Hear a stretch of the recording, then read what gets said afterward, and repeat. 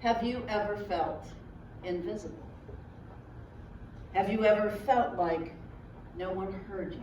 No one listened to your words, no one looks into your eyes, no one tries to understand your feelings. Ever feel like nobody notices your work?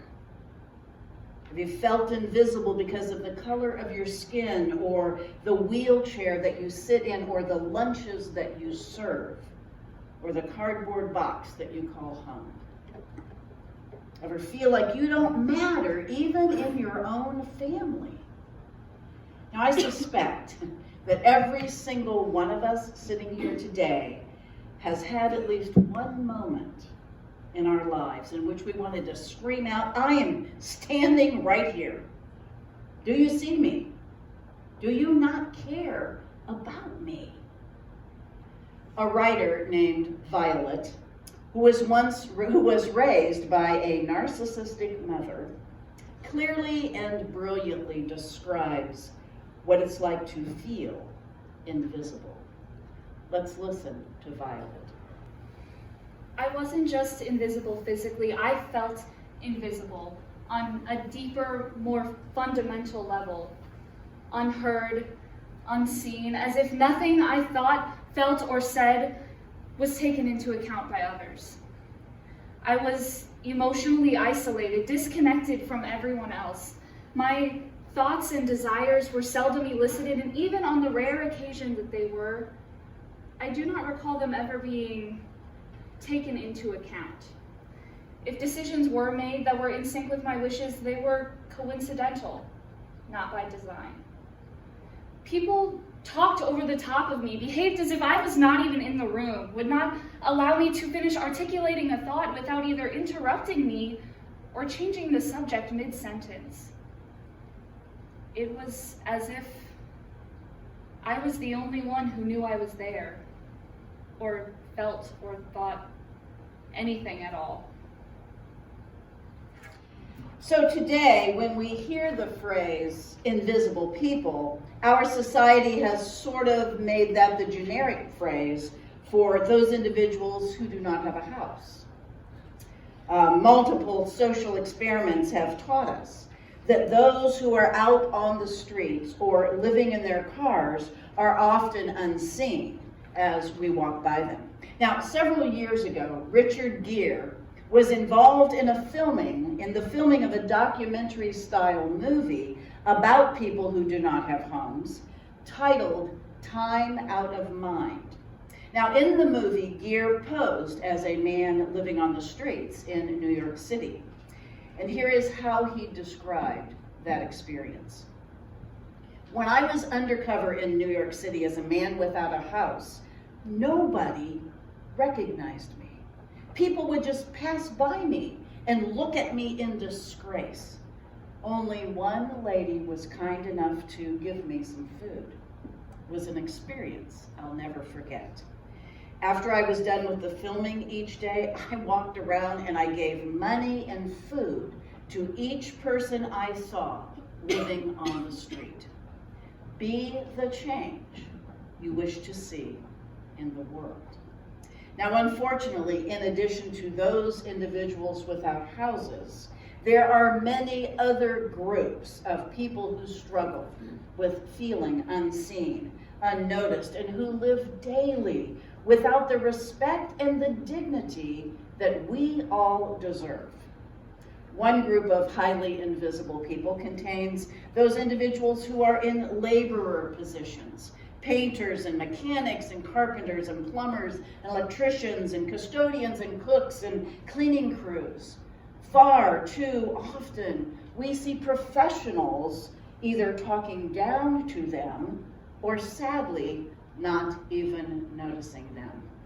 Now, it may surprise you to know that several years ago, Marcy and I had a painting business.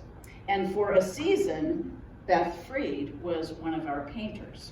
Now, one day while she was up on a ladder painting in a fancy office building, Beth paused and looked around, and she turned to Marcy and she said, "I feel invisible because I'm just a laborer. I have no meaning to these people walking by in suits and other professional clothing. I don't matter. I'm just invisible. In addition to those people without houses and those in labor and service industries, there are countless other groups of marginalized people who are invisible to others in our society. People living below the poverty level, people with health conditions or impairments, people of color, immigrants, people with mental health problems, people with a substance use disorder, the older population. And quite honestly, those people who choose to identify as anything other than heterosexual. In short, anybody who would never appear as a character in a TV show in the 50s or 60s unless their character had committed the crime, or their character was the subject of ridicule or mockery. So what should we do? How are we going to fix this problem? What do we do to stop the epidemic of invisibility?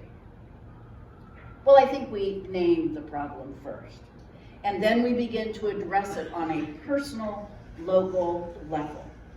In my opinion, the problem is called shunning. We have chosen, perhaps completely unconsciously, to ignore or to shun some people. We do this in our families, and we do this to groups with whom we don't feel comfortable or with whom we don't feel a connection. According to the famous Wikipedia, shunning is an act of social rejection, which occurs when a person or group deliberately avoids association with and habitually keeps away from an individual or group. Social rejection has been established to cause psychological damage and has been categorized as torture. Now, by unconsciously or consciously choosing to shun individuals or groups of people, we have tortured them, and we have placed ourselves above them socially and spiritually. Now, I'm not comfortable with that. I don't want to be part of a group of people who torture other people. So the answer to the dilemma is really pretty simple. We learn to acknowledge others. In her article entitled Acknowledging Others, Judith Bowman writes these powerful words: being ignored and feeling invisible has become commonplace. The simple gesture of acknowledging others shows you are socially aware, inclusive, even gracious. What does acknowledgement look like? We all know this. It's actions that reflect that we recognize the existence of other people. Looking at them, smiling, nodding their way. It's all the gestures that we give to somebody that says, I see you. I see you. You're not invisible. Acknowledging means stopping to listen.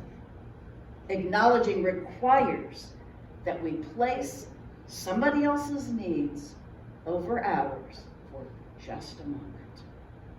Acknowledging others means to remember dates that are important to those that we love. Asking how someone is feeling when we know they've been sick.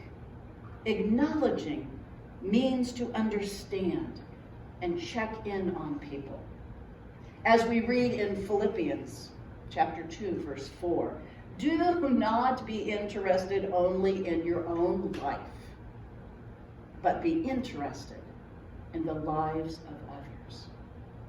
Sometimes, even in our families, we are guilty of isolating or shunning or ignoring one of our own members.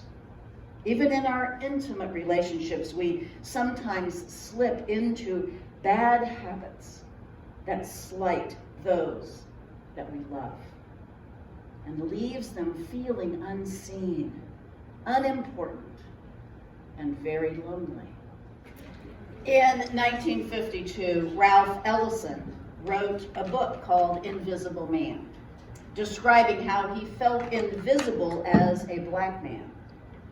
He wrote these words: "I am an invisible man. I am a man of substance, of flesh and bone, fiber and liquids, and I might even be said to possess a mind. I am invisible, understand, simply because people refuse to see me." My friends, it is time for us to stop refusing to see people. It is time to become more aware, more conscious, more in tune with other human beings that we encounter all around us. May we initiate eye contact. May we offer smiles of acknowledgement. It doesn't take that much. The next time we cross paths with any of those individuals on that list who chronically feel invisible, maybe we could just look at them and nod. May we learn to acknowledge individuals who don't look like us or who don't fall in love the same way we do.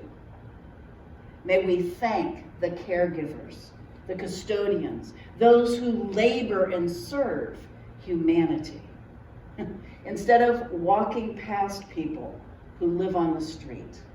Let's just notice them. Acknowledging others is a choice. Let's make that choice as often as we can.